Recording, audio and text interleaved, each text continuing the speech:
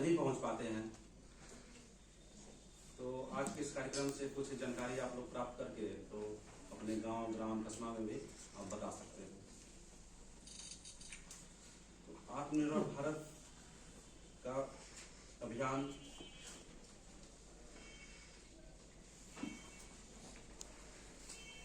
ये 5 स्तंभ है। एक अर्थशास्त्र, दूसरा आधारभूत संरचना, तीसरा प्रणाली, चौथा जीवंत जनसंख्या और मांग। ये आत्मनिर्भर भारत बनने के लिए इतना पहलू है जिन पर हम लोगों को इस पर ध्यान देना पड़ेगा, तभी आत्मनिर्भर की हम लोग सफलता प्राप्त कर सकते हैं। अर्थशास्त्र यानी कि अपना कोई भी रोजगार अगर करते हैं, जो भी संसाधन है, हम कुम्हार हैं, हम उसको विधत, जैसे हम कुम्हार हैं तो विधत मात्रा में को काम करना होगा, तो उसके लिए अर्थ की आवश्यकता होगी, वही अर्थशास्त्र है। आधारभूत यानी कि कौन सा कार्य करे, कौन समाज में हम लोग उत्पादन करे, किस आधार से जुड़ा हुआ वो चाहिए संरचना। प्रणाली, किस प्रणाली, कैसा हमारा प्रणाली है उसको उत्पादन करने का, उसमें उन्नत भी ला सकते हैं या जो पिछले चलते आ रहा है उसमें भी हम लोग करके कुछ कर सकते हैं। फिर है जीवंत जनसंख्या। अभी हमारे देश युवाओं से भरा पड़ा है और इतना जनसंख्या है 135 करोड़ के लगभग। इतना जनसंख्या को भारत सरकार नौकरी प्रदान नहीं कर सकती है और सरकार बोलती है तो वो उसका कोई विश्वास की बात नहीं कि हम इतना लोगों को नौकरी देंगे। नहीं, सिर्फ भारत में 3 से 4% ही लोग नौकरी कर पाते हैं, बाकी बात सभी कुछ ना कुछ अपना रोजगार करते हैं। आत्मनिर्भर फिर मांग है, 5वां मांग है। समाज में, परिवार में, ग्राम में, शहर में क्या चीज का ज्यादा मांग है और कौन हम क्या चीज हम लोग उत्पादन कर सकते हैं, ये हिसाब से हम लोग सोच के कर सकते हैं।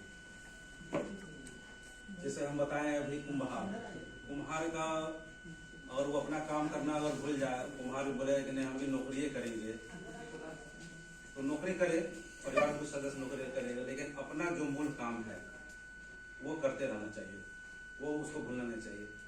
उसी तरह नाई है, वो भी अपना उसको भी उन्नत कर सकता है, सिखा सकता है लोगों को, ट्रेनिंग सेशन भी वो भी करा सकता है अपने समाज को।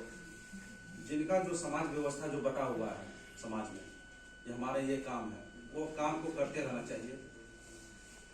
सभी लोग अगर नौकरी की ओर जाएंगे तो सभी लोगों को नौकरी नहीं मिल पाएगी। सबसे पहले आत्मनिर्भर भारत के बारे में समझना है, तभी इसके आगे फिर विषय पर हम लोग बातचीत कर सकते हैं कि आत्मनिर्भर क्यों बनना है, हम लोगों को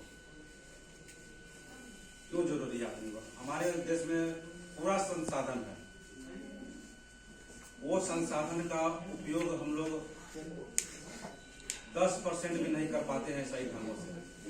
अगर सही ढंग से हम लोग उस उत्पादन को समझ प्रयोग कर ले तो काम की कमी नहीं रहेगी। हम लोग काम देने वाले बनेंगे, भविष्य में काम देने वाले बनेंगे। अभी वर्तमान समय में भारत सरकार 20 लाख करोड़ रुपए का विशेष आर्थिक एवं व्यापक पैकेज यानी कि भारत के जीडीपी का 10% आत्मनिर्भर भारत यानी कि बनने के लिए, आत्मनिर्भर लोगों को बनाने के लिए 20 लाख करोड़ रुपए का विशेष आर्थिक पैकेज दिया है, जिससे हम लोग पूरा योजनाओं को जब हम जानकारी कर लेंगे तो अपना ही क्षेत्र में वहां से ऋण प्राप्त करके उसको बृहद मात्रा में कर सकते हैं।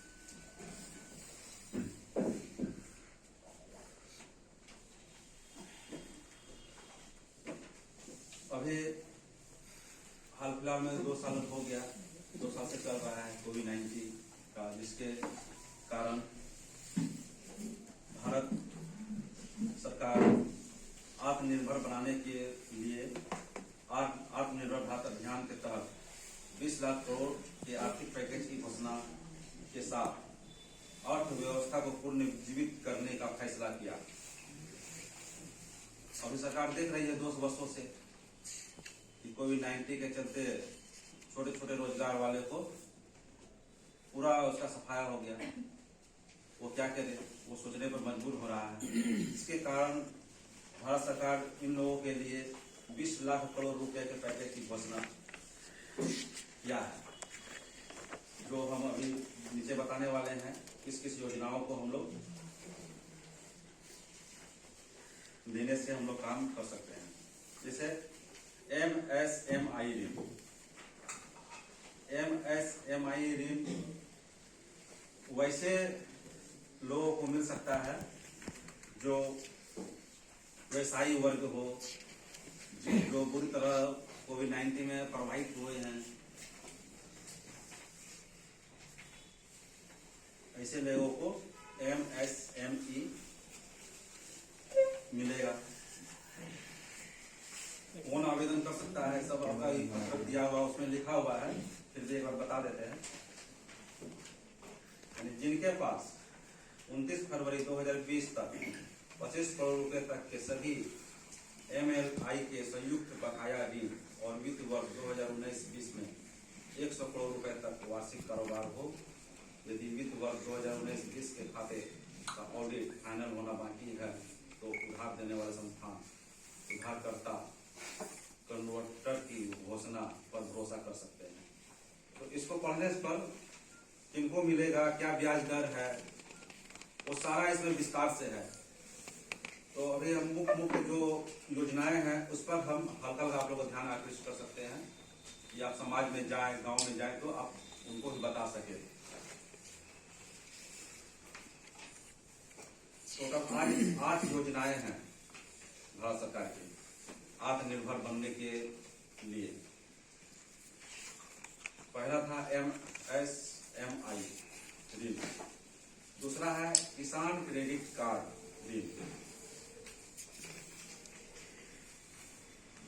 किसान क्रेडिट कार्ड ऋण के अंतर्गत यानी लाभान्वित 1.5 करोड़ डेयरी किसानों सहित लगभग 2.5 करोड़ नए किसान लाभान्वित होंगे। और आत्मनिर्भर भारत यानी कि बनने के लिए जैसे किसान क्रेडिट कार्ड के लिए दिया जा रहा है आपको KCC ऋण, तो वैसे किसान को मिलेगा जिनका अपना किसानी जमीन हो। और पूर्ण किसान कब उनको हो सकता है, जब उनके पास अपना पशुधन हो, दूध का व्यापार चला सकता हो, या अपना मछली पालन हो। तो ये किसान अपना किसानी करते करते ये सब भी साथ में कर सकते हैं, जिसके लिए ये ऋण उनको प्राप्त हो सकता है। दूध उत्पादन के लिए, मत्स्य पालन करने के लिए इनका उम्र सीमा तय है। 18 से 75 वर्ष के बीच के किसान क्रेडिट कार्ड का लाभ ले सकते हैं। यदि उधारकर्ता एक वरिष्ठ नागरिक यानी कि 60 वर्ष से अधिक आयु है तो सह उधारकर्ता अनिवार्य है। उनके साथ यानी कि सह यानी नौकरी का नाम होना बहुत जरूरी है, यानी कि सह उत्तराधिकारी कानून के रूप से होना चाहिए। किसान क्रेडिट कार्ड के लिए आवेदन करने के लिए आवश्यक दस्तावेज सभी समय है, उसको पढ़ लेना है। फिर है तीसरा मुद्रा योजना के तहत शिशु ऋण। ये भी व्यवसाय से संबंधित है। छोटा व्यवसाय व्यवसायियों को ये लोन है जो कोरोना वायरस कोविड-19 लॉकडाउन से ने सबसे अधिक बाधित किया है और EMI का भुगतान करने की उनकी क्षमता को भी प्रभावित किया है। इसलिए RBI दोबारा पहले ही लोन रोक दिया गया है। RBI इस लॉकडाउन के पहले ही इस लोन को रोक दिया है और वर्तमान में पोर्टफोलियो रुपए 1.62 लाख करोड़ से अधिकतम यानी 50,000 रुपए तक का ऋण इसमें देती है सरकार मुद्रा योजना के तहत। और भारत सरकार 12 महीने में की अवधि के लिए शीघ्र भुगतान के लिए 2% का ही ब्याज इसमें दे रही है। एक साल में यानी मात्र 2% का ही इसमें ब्याज है।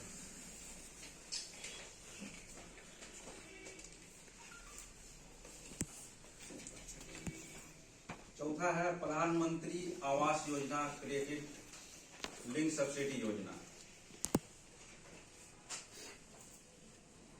यानी कि आवास के लिए है ये लोन। तो इसमें दे दिया है, आत्मनिर्भर के लिए। तो इसमें हमको नहीं लग रहा है कुछ है, कुछ पढ़े थे।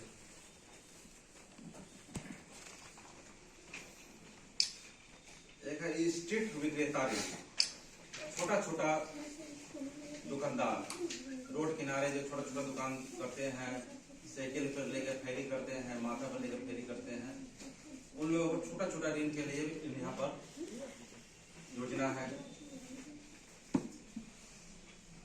आत्मनिर्भर बनने के लिए छोटा छोटा ऋण का भी इसमें योजना है।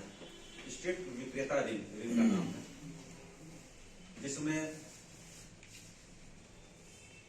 शहरी अनौपचारिक अर्थव्यवस्था की एक बहुत ही महत्वपूर्ण घटना का प्रतिनिधित्व करता है। शहर में घर द्वार पर सस्ती दरों पर वस्तुओं सेवाओं की उपलब्धता सुनिश्चित करने के महत्वपूर्ण भूमिका निभाते हैं। छोटा छोटा आपको घर तक पहुंचा के सब्जी है, फल है, ये सब घर तक पहुंचा के जो देते हैं, छोटा छोटा जो व्यापार करते हैं, उसके लिए ये ऋण है स्ट्रीट विक्रेता ऋण, जिसमें मोची है, नाई है, स्टेशनरी का भी सामान है, अंडे, कपड़े, परिधान, जूते, कारीगर, ये सब के लिए छोटा ऋण के लिए है ये स्ट्रीट विक्रेता ऋण। इसमें ये 10,000 तक के लिए ऋण ले सकते हैं, जिसमें बहुत कम ब्याज पर ये मिल आपको मिलेगा। और अंतिम में है मनरेगा में अतिरिक्त घोषणा भी किए हैं। मनरेगा पहले से चलते आ रहा है, इसमें आप अभी वर्तमान समय में अतिरिक्त घोषणा है। पहले कैबिनेट द्वारा 40 करोड़ का अतिरिक्त मनरेगा आवंटन प्रदान किया गया है।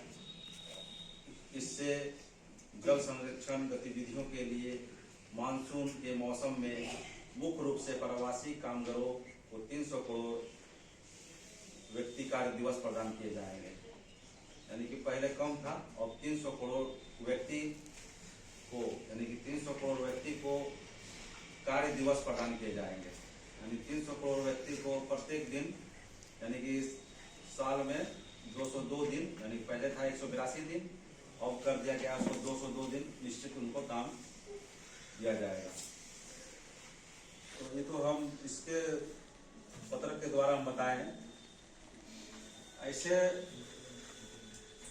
आप लोग पढ़ाई के साथ साथ खेल भी है, और खेल के साथ समय रहते जीवन यापन कैसे हो, उसके लिए भी हुनर सीखना चाहिए। और अपना हुनर अपना सीख लीजिएगा तो आत्मनिर्भर भारत स्वयं बन जाएगा। यानी कि आत्मनिर्भर मतलब क्या, हम अपने से ही अपना कमाई कर ले।